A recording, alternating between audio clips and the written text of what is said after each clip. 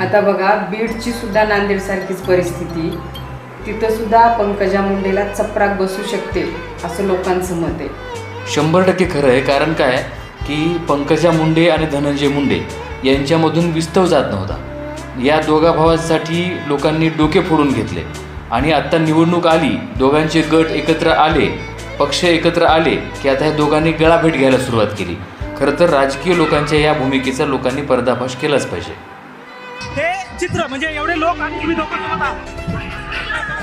हा माझ्या जीवनातला एक अविस्मरणीय आणि अद्भुत प्रसंग आहे. 2009ला अशाच पद्धतीने मुंडे साहेबांच्या लोकसभेच्या निवडणुकीच्या प्रचाराची धुरा आम्ही 2 बहीण भावांनी घेतली होती आणि आज 2024ला पंकजाताईची प्रचाराची धुरा आम्ही सर्वजण बीड जिल्हा